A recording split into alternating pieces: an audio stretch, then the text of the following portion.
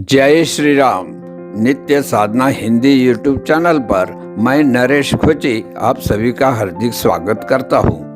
मित्रों, दीपावली के 5 दिनी उत्सव में धनतेरस के बाद नरक चतुर्दशी मनाई जाती है। इस दिन को छोटी दिवाली, रूप चौदस और काली चौदस भी कहा जाता है। इस दिन यम पूजा, कृष्ण पूजा और काली पूजा होती है। इस दिन दक्षिण भारत में वामन पूजा का भी प्रचलन है। आओ संक्षिप्त में जानते हैं कि नरक चतुर्दशी के पौराणिक कथा क्या है। मित्रों, नरक चतुर्दशी के संबंध में अलग अलग पुराणों में अलग अलग कहानियां बताई गई है। इसमें से ही पहली कथा के अनुसार नरकासुर को भौमासुर भी कहा जाता है। कृष्ण अपनी 8 पत्नियों के साथ सुखपूर्वक द्वारिका में रहे थे। एक दिन स्वर्गलोक के राजा देवराज इंद्र ने आकर उनसे प्रार्थना की, हे कृष्ण, प्राग ज्योतिषपुर के दैत्यराज भौमासुर के अत्याचार से देवतागण त्रही कर रहे हैं। क्रूर भौमासुर ने वरुण का छत्र, आदित्य के कुंडल और देवताओं के मणि छीन लिए और वह त्रिलोक विजयी हो गया है। इंद्र ने कहा, भौमासुर ने पृथ्वी के कई राजाओं और आमजनों की अति सुंदर कन्याओं का हरण कर उन्हें अपने यहाँ बंदी गृह में डाल रखा है। प्रभु, कृपया आप हमें बचाइए। इंद्र की प्रार्थना स्वीकार करके श्री कृष्ण ने अपनी प्रिय पत्नी सत्यभामा को साथ लेकर गरुड़ पर सवार हो प्राग ज्योतिषपुर पहुँचे।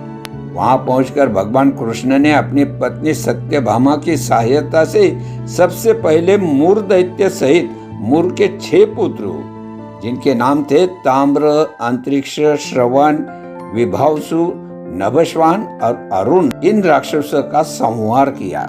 मित्रों, मूर दैत्य का वध हो जाने का समाचार सुन भौमासुर अपने अनेक सेनापतियों और दैत्यों की सेना को साथ लेकर युद्ध के लिए निकला।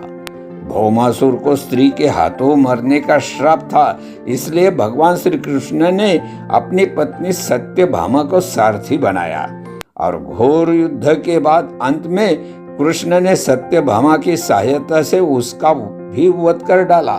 इस प्रकार भौमासुर को मारकर श्री कृष्ण ने उसके पुत्र भागदत्त को अभयदान देकर उसे प्राग ज्योतिष का राजा बनाया। भागदत्त कौरवों की ओर से महाभारत युद्ध में लड़ता है। मित्रों, जिस दिन श्री कृष्ण ने भौमासुर का वध किया था, उस दिन कार्तिक माह की चतुर्दशी तिथि थी, इसलिए उसे नरक चतुर्दशी भी कहा जाता है। इस दिन श्री कृष्ण ने भौमासुर अर्थात नरकासुर का वध किया था और उसकी कैद से लगभग 16,000 महिलाओं को मुक्त कराया था। इसी खुशी के कारण दीप जलाकर इस दिन उत्सव मनाया जाता है। तो मित्रों, दूसरी एक पौराणिक कथा के अनुसार इस दिन दक्षिण भारत में वामन पूजा का भी प्रचलन है। कहते हैं कि इस दिन राजा बलि यानी महाबली को भगवान विष्णु ने वामन अवतार में हर साल उनके यहाँ पहुँचने का आशीर्वाद दिया था। इसी कारण से वामन पूजा की जाती है। अनुसरराज बलि बोले कि हे भगवान, आपने कार्तिक कृष्ण त्रयोदशी से लेकर अमावस्या की अवधि में मेरी संपूर्ण पृथ्वी नाप ली है, इसलिए जो व्यक्ति मेरे राज्य में चतुर्दशी के दिन यमराज के निमित्त दीपदान करेगा उसे यम यातना नहीं होनी चाहिए। और जो व्यक्ति इन तीनों दिनों में दीपावली का पर्व मनाए, उनके घर को लक्ष्मी जी कभी न छोड़ी, ऐसे वरदान दीजिए। यह प्रार्थना सुनकर भगवान वामन बोले, राजन, ऐसा ही होगा, तथास्तु। भगवान वामन द्वारा राजा बलि को दिए इस वरदान के बाद से ही नरक चतुर्दशी के दिन यमराज के निमित्त व्रत, पूजन और दीपदान का प्रचलन आरंभ हुआ।